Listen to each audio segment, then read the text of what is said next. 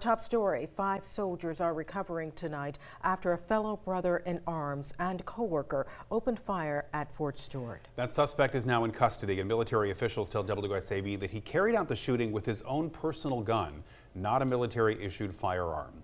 That detail is raising new questions tonight about how an active duty soldier was able to bring his own gun onto one of the country's biggest military installations. The alleged gunman was taken down by other soldiers who tackled him to the ground. WSAV's Christine Quayle is live outside Fort Stewart tonight with how the attack unfolded and the questions that remain. Yes, Ben, Tina, so the threat is over here now at Fort Stewart, but this incident has certainly sent some shockwaves through the Post and the community. This as 5 soldiers are now recovering from an act of violence that was allegedly perpetrated by one of their own. Many with loved ones on Fort Stewart today left to wonder who was among the 5 injured, like Katie Peltier, who was worrying after her husband. My phone started dinging and I was just overwhelmed with messages, but thankfully one of them was him, and he was, letting me know, hey, we're in lockdown and we don't really have any details. But not everyone got that same message today, letting them know their loved one was okay. I am landline with Fort Stewart on the 911 call. They have an active shooter on Fort Stewart. Soldiers scrambling for safety from a threat most of them never thought they'd face here at home. We have identified the alleged shooter as Sergeant Cornelius Radford, an automated logistics sergeant assigned to 2nd Brigade Combat Team. You had a brother that turned on a brother. You know what I'm saying? And that's really hard to stomach, but it's also, hard for morale all around. It would be hard to trust. And the thing about being in the Army for so long, you got to be able to trust your leaders. You got to be able to trust those that, you fight with, you do life with. A close-knit military community grappling with how and why one of their own would do something like this. Right now, our primary focus is first on caring for our injured soldiers and their families, and also supporting the soldiers of the Spartan Brigade. All of the families of the victims have been notified, and we're wrapping our arms around them and ensuring we provide them all the support that we can. I would also like to thank the brave soldiers who immediately intervened and subdued the shooter. These soldiers, without a doubt, prevented further casualties. Orders to bring charges against the alleged shooter coming from the top down Wednesday afternoon. We're not going to forget what happened. We're going to take very good care of this person that did this horrible person.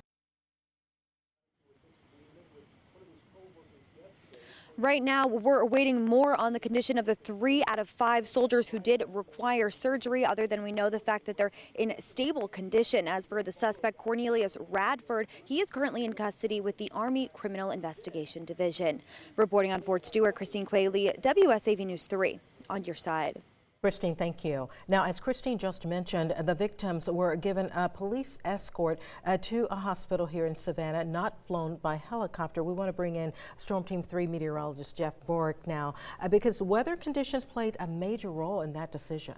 Yes, Tina, and earlier today, you do recall, if you had an early commute, you noticed there was a little bit of fog. That fog gave way to low-level clouds in the area, and those hung around all morning, even into portions of the early afternoon. And at Fort Stewart, clouds were too low for the helicopter to fly, deemed by the pilot of command and also anybody else in charge. You get special visual flight rules for a medical helicopter, especially in these situations, but that cloud base has to be 800 feet or higher. And an observation at Wright Army Airfield at 11 a.m. when the time was needed to take off was overcast at 600 feet, so it was not deemed safe to do so. And it didn't really improve until about noon, and conditions weren't too much better in Savannah, so that is why they had to make the decision to ultimately transport them by ground.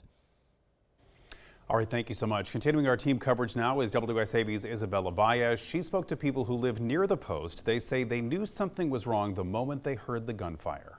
It's scary. It's really scary. Mary Wrinkle and Sharon Duvall were both witnesses of the incident from different perspectives. Duvall was in a classroom at the time of the incident. She said when she woke up this morning, she didn't think she would have to tell a group of teens there was an active shooter. I was in a classroom with some students, and they don't realize the magnitude of the situation that we were in.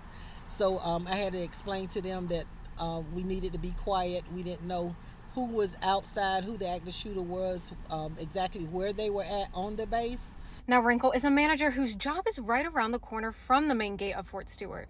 She describes how the lockdown looked from the outside. First of all, when you hear the sirens, we always look out the window. Then all of a sudden you hear more sirens, and then more sirens, and then we started counting them. So then we started looking across the street and walked up to the sidewalk, and it was just chaotic.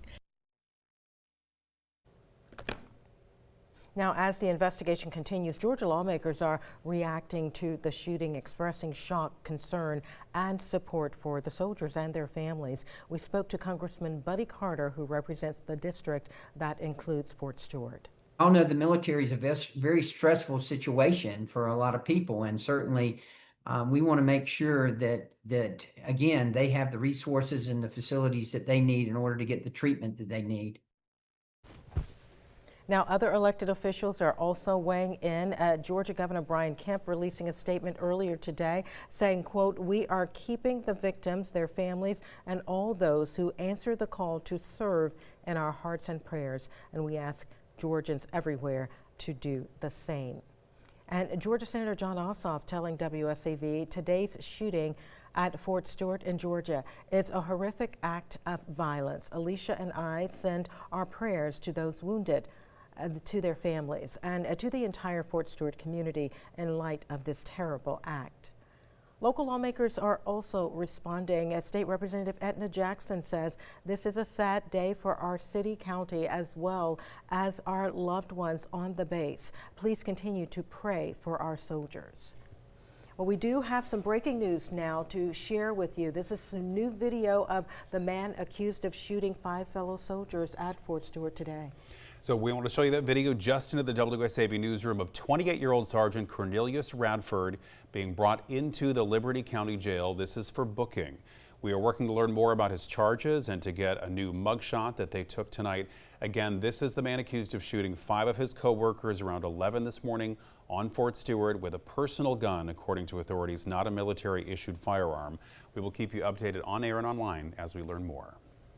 And for the very latest updates on the shooting, including the suspect's background, the condition of the victims, and response from military leaders, right now you can go to WSAV.com/Fort Stewart.